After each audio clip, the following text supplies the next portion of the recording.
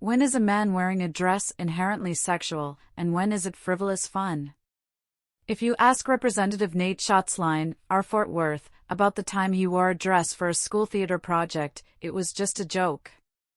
But when it comes to other men performing in dresses in bars, that's sexual.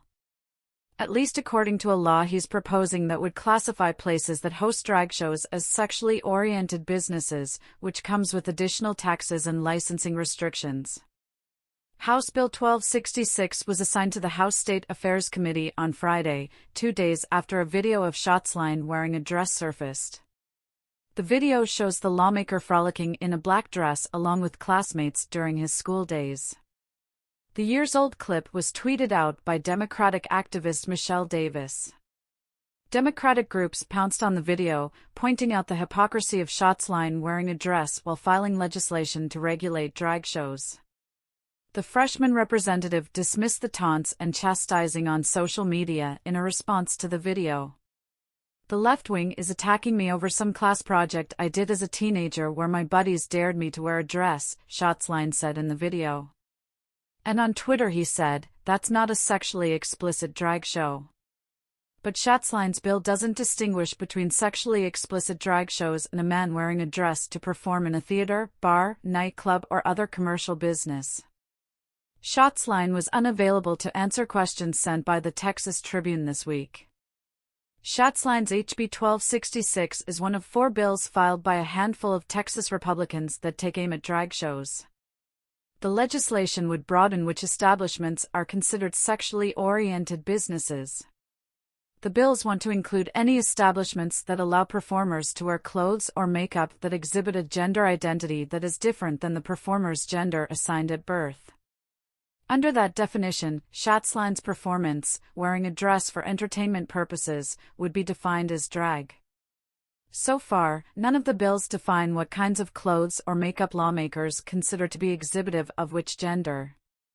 The lawmakers also haven't explained why clothes or makeup make someone's appearance sexual. In a response to questions sent by the Tribune, Senator Brian Hughes, Arminiola, said in a text message, "Some new language may be coming next week."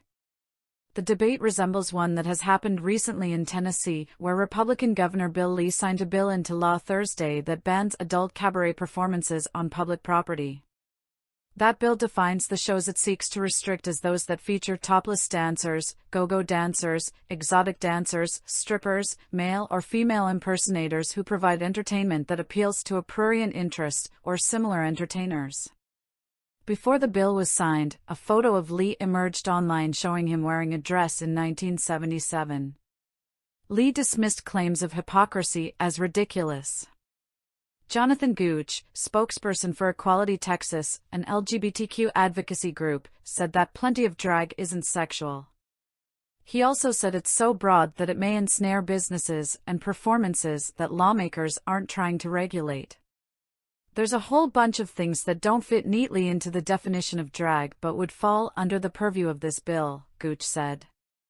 If passed, the legislation would have wide-ranging impacts on small and large businesses around the state, from coffee shops to bookstores and theaters, because it would require them to choose between stopping drag events or taking on additional licensing requirements and taxes.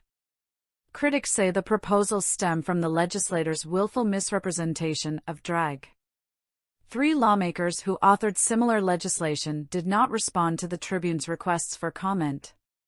While drag shows, which most often find men dressing as women in exaggerated styles, have been a mainstay in the LGBTQ community for decades, uproar over the lively entertainment has exploded in recent years as far-right protests led by extremist groups have recruited conservatives to protest these events under the veneer